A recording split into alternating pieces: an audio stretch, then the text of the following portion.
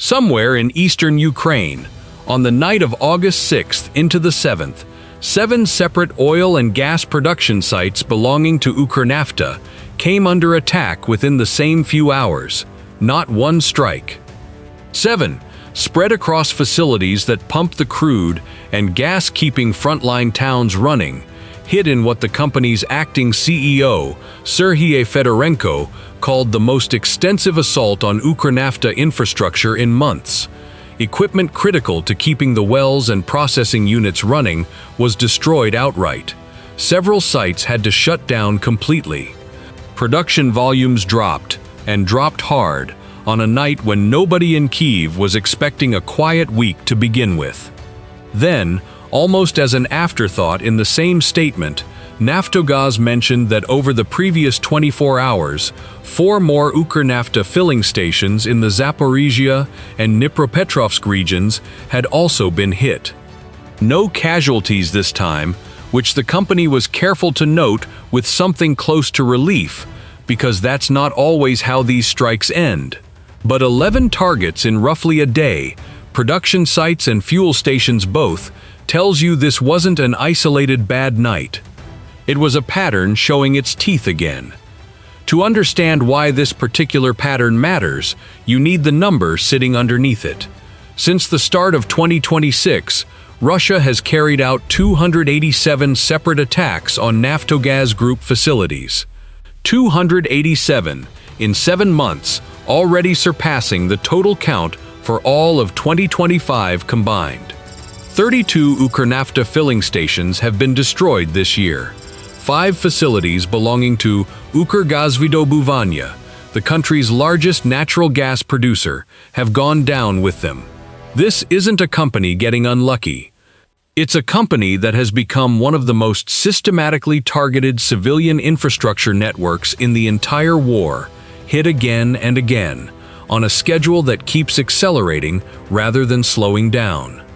And the timing is the part that should actually worry people, more than any single number. Fedorenko didn't dance around it.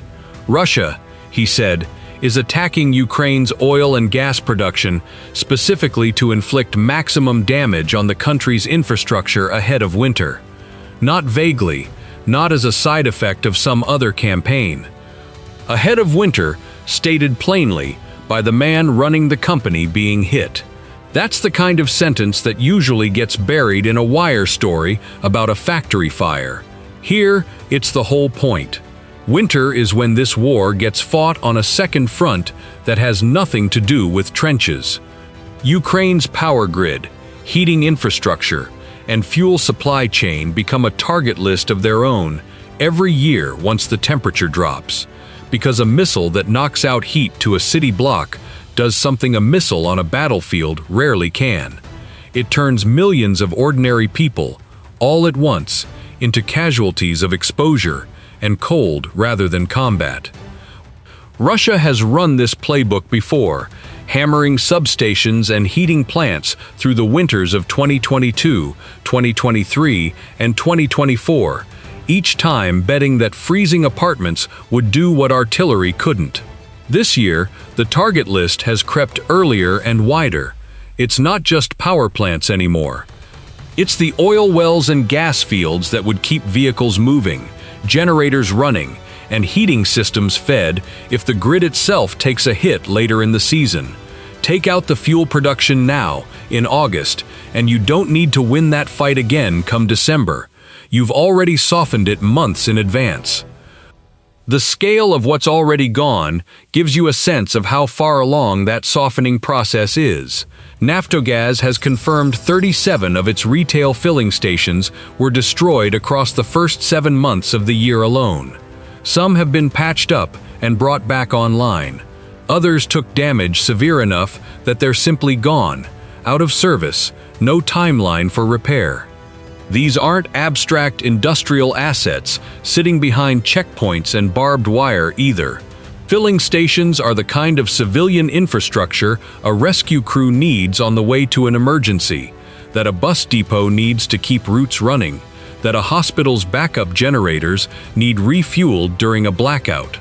Frontline regions in particular depend on them daily, and Naftogaz has said as much directly. This is fuel access for the communities closest to the fighting, not a convenience for commuters somewhere safe in the rear. Go back just a month, and the pattern gets even clearer.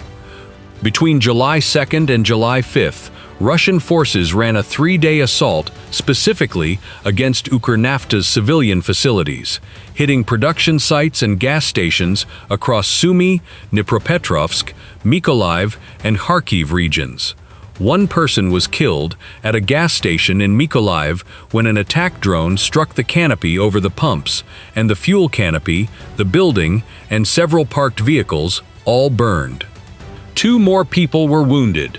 In Kharkiv, 3 Shahed drones took out an entire filling station complex overnight, leveling the building and the ground equipment along with it, though by chance, nobody was there when it happened.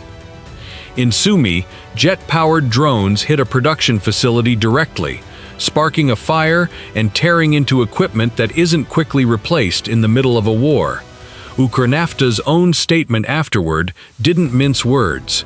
Russia, they said, keeps demonstrating that its actual targets are civilian infrastructure, specifically the facilities that keep frontline communities alive day to day. None of that was a one-off month either.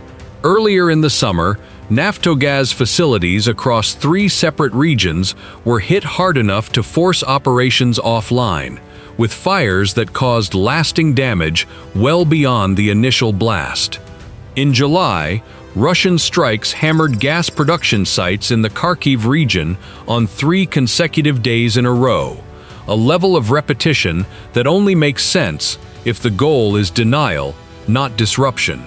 You don't hit the same regional network 3 days running by accident. You do it because you're trying to make sure whatever gets rebuilt on day 1 doesn't survive day 3. It's worth pausing on why oil and gas production sites specifically make such an efficient target compared to almost anything else Russia could aim at instead. A power substation, once destroyed, can sometimes be bypassed with mobile generators or rerouted grid connections, a workaround Ukraine's engineers have gotten disturbingly good at over 4 years of war. A wellhead or a processing unit is a different kind of problem. The equipment involved, pumps, separators, compression systems, isn't something you improvise a replacement for out of spare parts sitting in a warehouse. Much of it has to be sourced, shipped, and installed under conditions where the site that needs it might get hit again before the work finishes.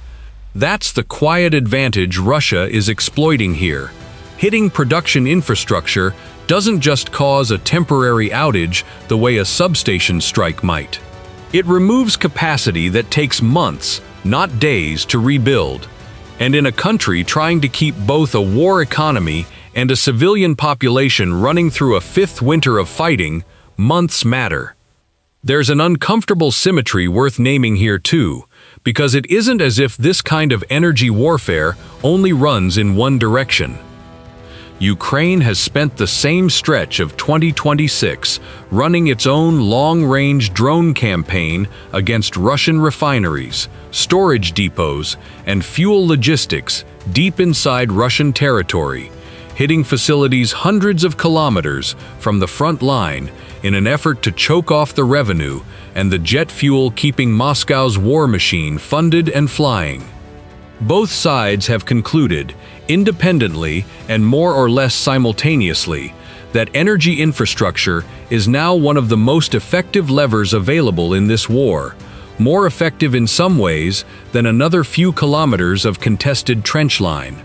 The difference is what each side is actually trying to break. Ukraine's campaign against Russian refineries is aimed at revenue and military fuel supply, an economic war fought with drones. Russia's campaign against UkrNAFTA looks aimed at something closer to civilian endurance itself. Whether frontline towns still have heat, light, and fuel when the temperature drops far enough that survival starts to depend on it. Naftogaz's own accounting makes the target selection hard to read as anything but deliberate. These aren't strikes clustered near active combat zones where you could plausibly argue for stray fire or imprecise targeting under battlefield conditions. Filling stations in Zaporizhia and Dnipropetrovsk, regions with plenty of ordinary civilian life still going on away from the immediate front, keep getting hit specifically, repeatedly, station by station. A gas station canopy in Mykolaiv, a fuel complex in Kharkiv, production wells in Sumy. The common thread isn't proximity to Ukrainian military positions. It's proximity to whether ordinary people and frontline services can keep functioning without interruption. For the communities actually living next to these strikes, the math is more immediate than any strategic framing. A destroyed filling station in a frontline district isn't an abstraction about energy policy.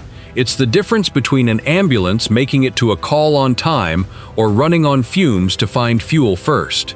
It's whether a bus route connecting an evacuated village to the nearest working hospital still runs this week or gets suspended indefinitely. UkrNAFTA has said as much in its own statements. Plainly, without much need for embellishment, these are facilities that sustain daily life for communities already living closest to the fighting. And they keep getting hit anyway, month after month, regardless of how many times the company patches the last one back together. That's really the quiet horror sitting underneath a headline about 7 production facilities and 4 filling stations. It's not one dramatic night. It's the 287th attack of a year that isn't finished yet, on a company that keeps rebuilding into the next strike, because the alternative, stopping entirely, isn't an option when frontline towns still need fuel to function. Every filling station Naftogaz repairs is also, implicitly, an invitation for the next drone or missile to find it again, because the pattern over the last 7 months suggests that repaired infrastructure doesn't get left alone. It gets added back to the list. So put the pieces next to each other, and the picture that forms isn't really about any single night of strikes, even one as sharp as this week's 7-facility hit. It's about a company running triage on its own infrastructure in real time, patching filling stations back together only to watch some of them get hit again, while the number of attacks for the year already outpaces the year before it, with 5 months still left on the calendar. It's about a CEO who, when asked to explain a strike that destroyed critical production equipment overnight, didn't reach for outrage or vague condemnation. He named the strategy plainly: maximum damage, ahead of winter, on purpose. What happens next probably isn't a mystery, if the last 3 winters are any guide. Expect more of these strikes to land in the coming weeks, not fewer, as the calendar edges toward the cold months Russia has clearly already got circled. The real question isn't whether Ukraine's oil and gas network takes more hits before the first frost arrives. It's whether enough of what's left standing by then, the wells still pumping, the filling stations still open, the equipment that hasn't been blown apart and can't be easily replaced, is enough to get frontline communities through another winter running on fumes instead of running dark entirely.